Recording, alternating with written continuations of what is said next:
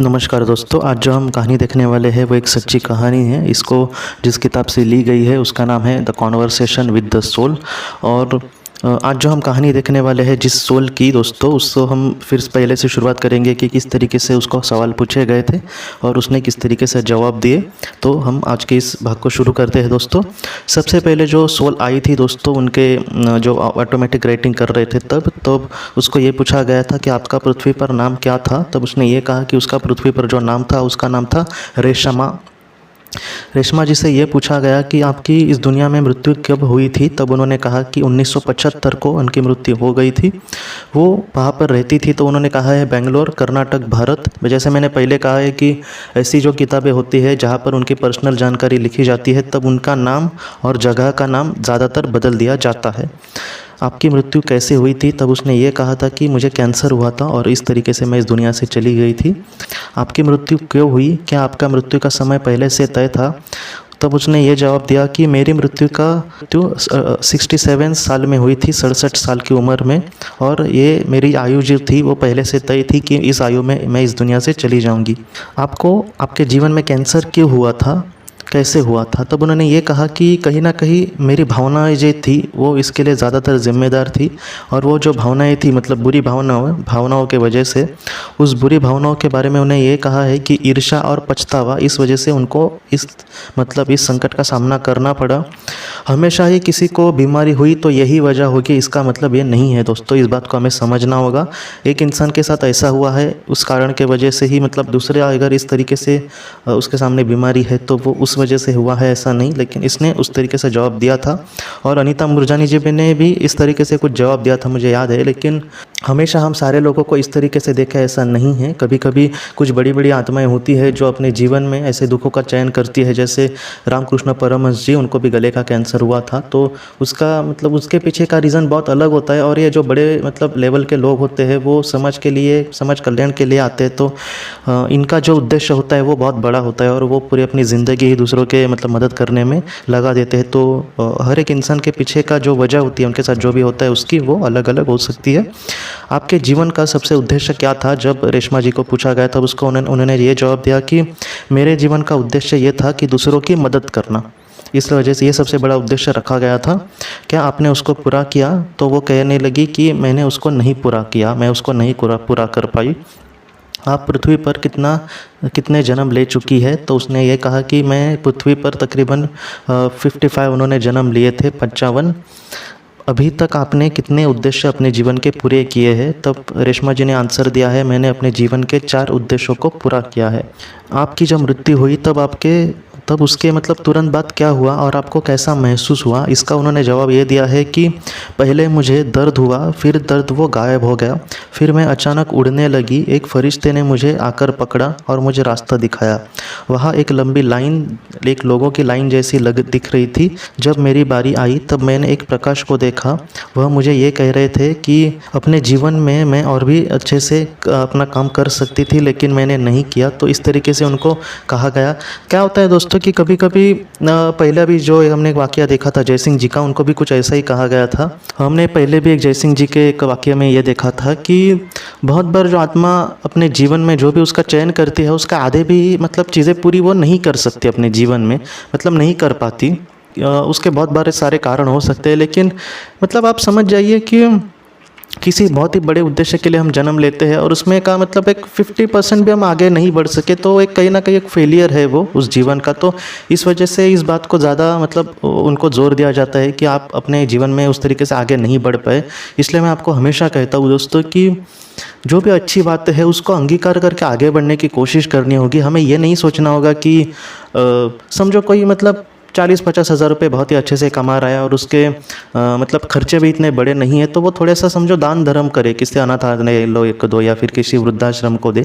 तो ऐसे वक्त में अगर वो अपने मन में ऐसी बात लाएगा तो उसको रोकने वाले भी बहुत लोग होंगे कि ये आज पैसे दिख रहे हैं, कल तुम्हें ऐसा ही कमाओगे, ऐसा नहीं है। या फिर बहुत लोग बड़े बड़े एक एक लाखों लाखों रुपए कमाते हैं, वो कहाँ पर देते हैं। तो ऐसा हमें नहीं सोचना चाहिए। मेरे मन में बात आई है तो मुझे कुछ अच्छा करना चाहिए, मुझे किसी के बारे में नहीं सोचना चाहिए। तो इस तरीके से हम आगे बढ़ेंगे।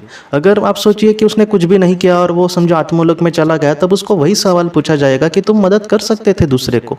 या फिर ऐसा नहीं है कि कुछ लोग इससे ज़्यादा कमा कर भी नहीं देते, और कुछ लोग मैंने ऐसे भी देखे जो 5-10 हज़ार की कमाई करके भी लोगों को कुछ देने की कोशिश करते। तो हमें मतलब ऐसा एक इंसान बनना चाहिए जो जितना उसको पॉसिबल है उतना वो कर सके। तो इस वजह से उनको ये कहा जाता है कि आप अपने जीवन में ठीक से नहीं कर पाए। तो ये बहुत ही इंपॉर्टेंट बात है।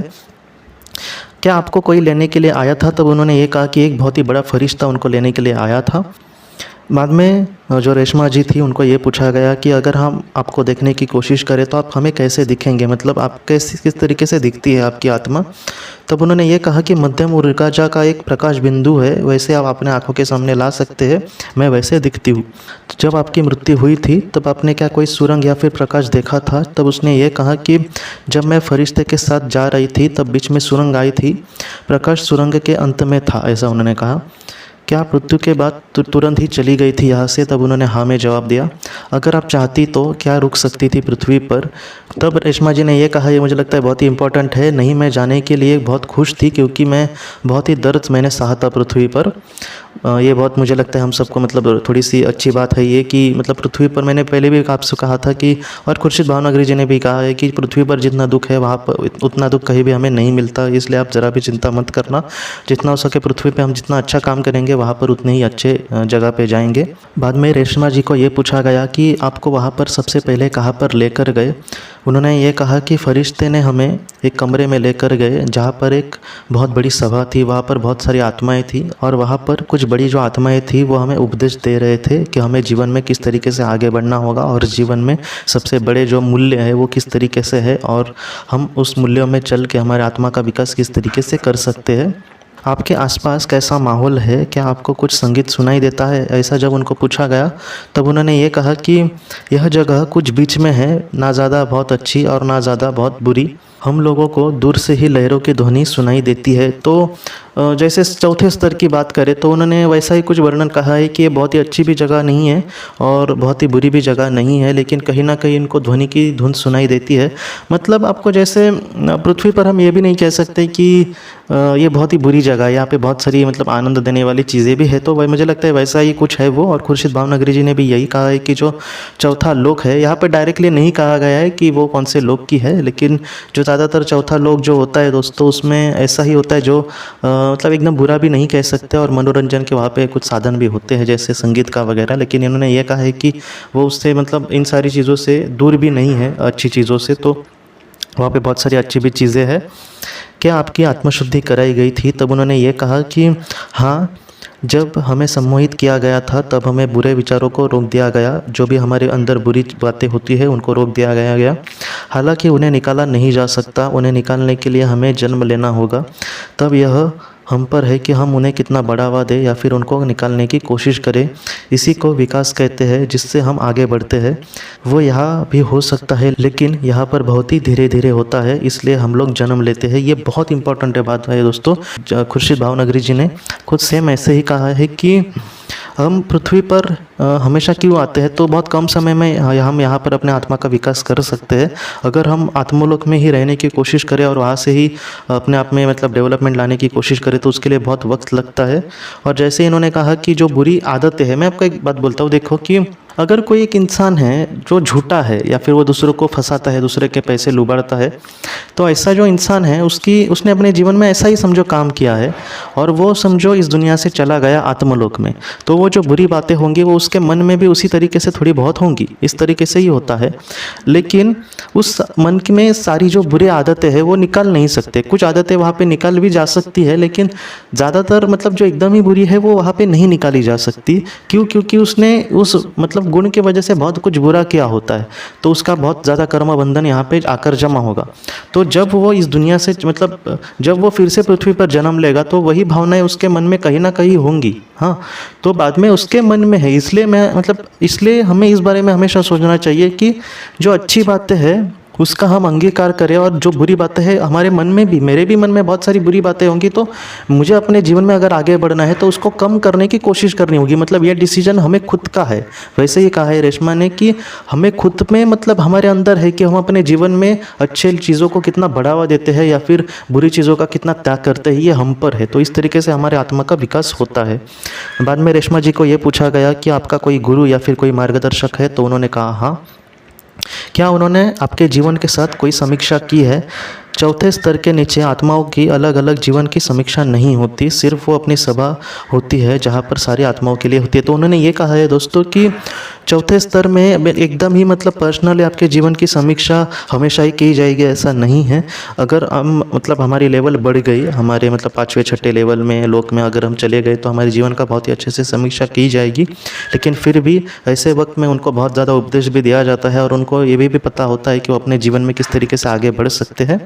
आपके जीवन की गलतियाँ क्या थी? तो रेशमा जी ने इसका आंसर ये दिया है कि ईर्ष्या और नाराज़गी, मतलब दूसरों से नाराज़गी और हमेशा ईर्ष्या करते रहना। आप अपने जीवन में किसी चीज़ पर आपको खेद है क्या? तो उन्होंने ये कहा कि मुझे खेद है कि मैं अपनी क्षमता के अनुसार लोगों की मदद नहीं कर सकी, मैंने समय की बहुत बर्बादी की। मन में उनको ये पूछा गया कि आप वहाँ पर कहीं पर भी जा सकते हो, मतलब किसी भी लोक में आप जा सकते हैं क्या, किसी भी स्तर पे? तो उन्होंने ये कहा कि हम लोग सिर्फ निचले हमारे जो स्तर है वहाँ पे जा सकते हैं, लेकिन हमारे ऊपर के स्तर पे जाने की हमें अनुमति नहीं होती। बाद में रेशमा जी को ये पूछा गया कि अब वहाँ पे आप क्या काम करती है और आपका समय वहाँ पे कैसे कटता है? तब उन्होंने ये कहा कि मैं अगले जीवन का फ़िलहाल इंतज़ार कर रही हूँ और मैं फ़िलहाल परेशान और विचलित आत्माओं की मदद करने की मैं फ़िलहाल कोशिश कर रही हूँ। तो आत्माएँ जो होती है दोस्तों, वहाँ पर इस तरीके से बहुत बार अच्छे काम करने की कोशिश करते हैं जिससे उनका भी कुछ अच्छा हो और वो दूसरों की भी बहुत मदद कर सके। बाद में उनको ये पूछा गया कि आपका अगला जो जन्म है वो कब होगा? तब उन्होंने ये कहा कि वो तकरीबन 2023 में पृथ्वी पर फिर से आ सकती है। बाद में उनको ये पूछा गया दोस्तों कि क्या आपने तय कर लिया है कि अगले जन्म में आप क्या करना चाहेंगे? तब उन्होंने ये कहा है कि अगला जन्म इस बात पर निर्भर करता है कि आपको किन किन आत्माओं के साथ कार्मिक खाते बंद करने हैं। मैं आगे और बढ़ना चाहती हूँ और अपने पुरानी जो भी गलतियाँ उसने की थी उसको दोहराना नहीं चाहती। मतलब उसने ये कहा है कि किन आत्माओं के साथ उसका जो कार्मिक खाता बन गया होता है, जैसे हम पृथ्वी पर जीते हैं तो कार्मिक खाता बन जाता है, तो हमें जिस इंसान के साथ, जिन लोगों के साथ कार्मिक खाते बंद करने हैं, ये उस तरीके से हमारे जीवन का बाद में चयन होगा। और उसने ये कहा है कि उसने जो भी पहले की गलतियाँ की थी वो उसको अब नहीं करना चाहती और जीवन में जो भी उसका उद्देश्य है उसको लेकर आगे बढ़ना चाहती है। बाद में रेशमा जी को ये पूछा गया कि आपके जीवन के उद्देश्य क्या होंगे अगले जीवन में आने के? तब उन्होंने ये कहा कि मेरे अगले मैं जब जीवन में आऊँगी तब उसके उद्देश्य होंगे प्रेम, करुणा और दूसरों की मदद करना। बाद में रेशमा जी को जो आखिरी सवाल पूछा गया था वो ये था कि आप दुनिया में लोगों को क्या संदेश देना चाहती है, हम सब लोगों को? तब उन्होंने ये जवाब दिया कि मुझे लगता है कि ये सबसे बड़ी बात उन्होंने कही है। उन्होंने ये कहा है कि अगर आप लोगों की मदद करना चाहते हैं, किसी ज़रूरतमंद की मदद करना चाहते हैं, तो आप इंतज़ार मत करें। जब आपके मन में वो बात आए तब आप तुरंत उसकी मदद करने की कोशिश करें, जिससे तुम्हारा ही कुछ अच्छा होने वाला है, ना कि उसका। ये आखिरी शब्द उसके है और मुझे लगता है ये बहुत इंपॉर्टेंट है। जैसे सेम वाक्य ऐसा स्वामी विवेकानंद जी ने कहा है कि जो दान देता है, जो दान लेता है दोस्तों, उसको मतलब उसको कुछ बड़ा ही मिल रहा है, लेकिन जो दान देता है उसको उसका बहुत बड़ा कुछ मिलने वाला है। तो इस तरीके से है, मतलब आप समझ सकते हैं कि ये सिर्फ पृथ्वी की बात नहीं है। अगर हम बहुत ही अच्छे से इस तरीके से अच्छा कर्म करके आजीवन में आगे बढ़ते हैं तो हमारा आत्मिक स्तर कितना बढ़ सकता है और वहाँ से मतलब हमारा अपना जो विकास है, हमारा जो स्तर है, हमारा जो लोक है, वो कितना आगे बढ़ सकता है। तो इस तरीके से रेशमा जी को सवाल पूछे गए थे और उन्होंने जवाब दिए। मुझे लगता है कि ये जो जवाब है वो हमें सब कुछ बहुत कुछ सिखाने वाले हैं। तो आप चाहे तो इन सारी चीज़ों को फिर से सुनिए। मैंने किसी भी वीडियो में ऐसा नहीं कहा है, इसके पहले दूसरे भाग में कहा था, लेकिन इस विभाग में यही कहना चाहता हूँ कि उन्होंने जो जवाब दिए थे वो हम फिर से सुन सकते हैं, ताकि हम उस तरीके से बहुत कुछ अच्छा कर्म करें और जीवन में आगे बढ़ने की कोशिश करें। तो दोस्तों यही मैसेज मुझे आपको देने थे, जो भी उन्होंने कहे थे, और ऐसे ही केसेस मैं आपके सामने ज़रूर लाने की कोशिश करूँगा। आज के इस भाग को लेकर अगर आपके कोई भी सवाल हो तो आप ज़रूर पूछें, जितना हो सके उसका मैं आपको जवाब देने की कोशिश करूँगा। हम अपने अगली वीडियो में मिलते हैं दोस्तों। आखिर में एक बात कहना चाहता हूँ कि हम मतलब जो भी हम आत्माएं जो है रेशमा जी की या फिर इसके पहले जो जय सिंह जी की थी, तो मुझे दिल से कहना चाहता हूँ कि हम उनके लिए प्रार्थना करें, हम सब मिलकर, कि वो अपने जीवन में आगे बहुत अच्छे से बढ़े, क्योंकि हम इनसे बहुत कुछ सीख रहे हैं। इसलिए मैं आपको कह रहा हूँ कि अगर आपको ठीक लगे तो आप दिल से प्रार्थना भी कर सकते हैं कि वो बहुत अच्छे मतलब जीवन में आगे बढ़ सके, और हमारी दुआ उनके साथ अगर हम लगाए तो उनको भी इससे से बहुत मदद मिलेगी, क्योंकि हम निस्वार्थ रीति से कुछ किसी के लिए करते तो उसको बहुत महत्व दिया जाता है दोस्तों। तो वही आपसे कहना था। तो दोस्तों हम अपनी अगली वीडियो में मिलते हैं। आप अपने परिवार का ख्याल रखना। आपका बहुत बहुत धन्यवाद।